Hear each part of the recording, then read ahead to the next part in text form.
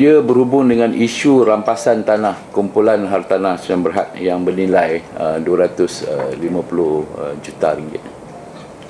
Pada Februari 2012, Menteri Besar Selangor telah mengakui bahawa kerajaan negeri telah merampas tanah seluas 234 hektar bernilai 250 juta di Gombak yang sepatutnya dimiliki oleh kumpulan hartanah Selangor Berhad ataupun KHSB lah, atas alasan berlakunya pelombongan haram. Beliau juga dengan tegas mengakui bahawa ini adalah salah satu tindakan penguatkuasaan daripada pihak kerajaan negeri lah. Bagaimanapun kenyataan Menteri Besar ini banyak mengundang lebih banyak persoalan dan tanda tanya yang mencurigakan. Pada 4 Ogos 2011, pihak mahkamah telah pun menetapkan bahawa tanah ini dimiliki secara sah oleh SAP Holding, Shah Alam Property Holding, iaitu anak syarikat KHSB. Namun begitu, tanpa menghiraukan arahan mahkamah, pada 25 Ogos 2011, tanah yang bernilai 250 juta ini dirampas oleh kerajaan negeri tanpa alasan yang kukuh dan menasabah. Majoriti pemegang saham KHSB tidak dimaklumkan mengenai perkara ini bila rampasan itu dibuat. Jadi kita timbulkan beberapa tanda tanya dan persoalannya di sini.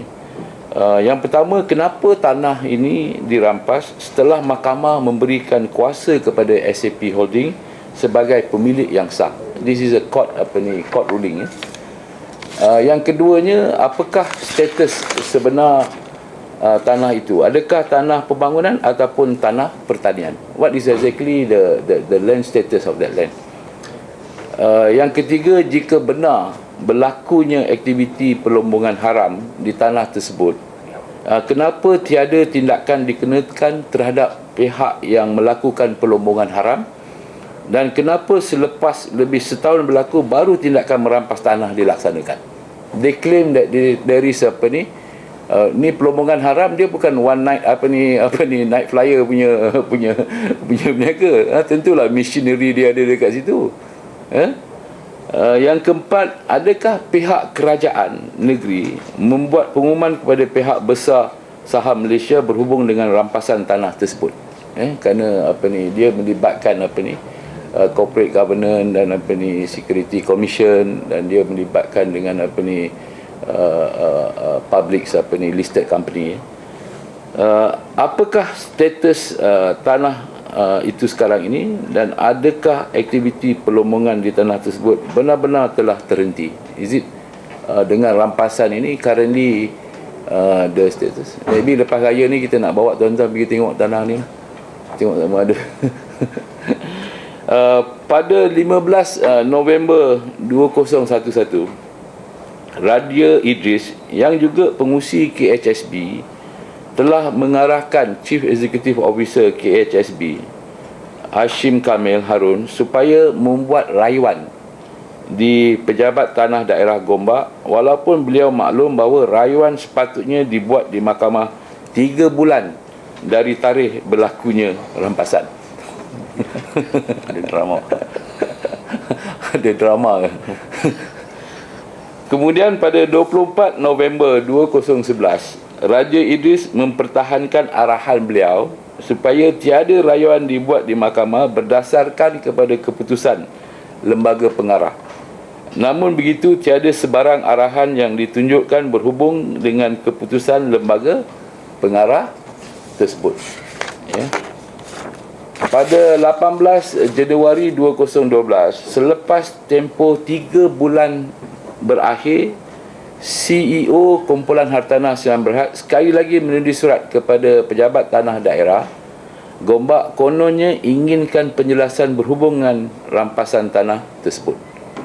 Dan ini banyak lagi menimbulkan persoalan dan tanda tanya. Jadi persoalannya, yang pertama, kenapakah pengurusi KHSB tidak bersungguh-sungguh mempertahankan tanah mereka yang bernilai 250 juta itu? Yang kedua, kenapakah Raja Idris tidak membuat rayuan di mahkamah berhubung rampasan tersebut, dan beliau seperti bersetuju dengan tindakan Menteri Besar merampas tanah tersebut.